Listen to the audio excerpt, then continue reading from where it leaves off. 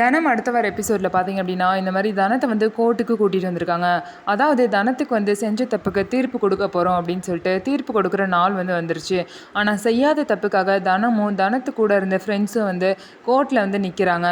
So judge பார்த்தீங்க அப்படின்னா ரெண்டு சைடுமே வந்து வக்கீல் வந்து வாதாடிட்டு இருக்காங்க. அப்போ பார்த்தீங்க அப்படின்னா இந்த மாதிரி பெண்கள் இந்த மாதிரி ரொம்ப மோசமான குற்றத்தெல்லாம் செஞ்சால் யாருமே நிம்மதியாக இருக்க முடியாது. நைட் டைம்லலாம் இவங்க வெளியே விட்டால் தேவையில்லாத தப்பெல்லாம் நடக்கும். அதனால் இவங்களுக்கு உரிய தண்டனையை கொடுங்க அப்படின்னு சொல்லிட்டு வக்கீல் வந்து சொல்லிடுறாரு. உடனே ஜட்ஜு பார்த்தீங்க அப்படின்னா தனத்துக்கும் அவங்க கூட இந்த ஃப்ரெண்ட்ஸுக்கும் தப்பு செஞ்ச காரணத்துக்காக 8 ஆண்டு சிறை தண்டனை வந்து கொடுத்துட்றாங்க.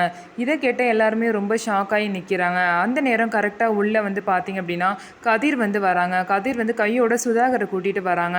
சுதாகரை கூட்டிகிட்டு வந்துட்டு ஒரு நிமிஷம் தீர்ப்பு சொல்கிறதுக்கு முன்னாடி நான் ஒரு முக்கியமான விஷயம் சொல்லணும் அப்படிங்கிறாங்க. எத்தனையோ பேர் வந்து இதெல்லாம் ஏன்னா கடைசி நேரத்தில் ஆளை கூட்டிகிட்டு வரீங்கன்னு சொல்லிட்டு தடுக்கிறாங்க.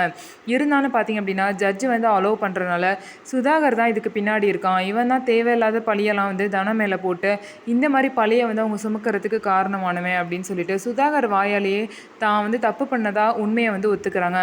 நான் தான் வந்து ஆள் செட் பண்ணி அவங்க ஆட்டோவில் கஞ்சா வச்சேன் அப்படிங்கிறத ஒத்துக்கிறாங்க. இதனால தனமும் பார்த்தீங்க அப்படின்னா வெளியே வர போகிறாங்க. ஸோ இது எல்லாத்துக்குமே கதிர் மட்டும் தான் காரணம். கதிர் மட்டும் இப்போ ஹெல்ப் பண்ணல அப்படின்னா கண்டிப்பாக தனம் வெளியவே வந்திருக்க முடியாது.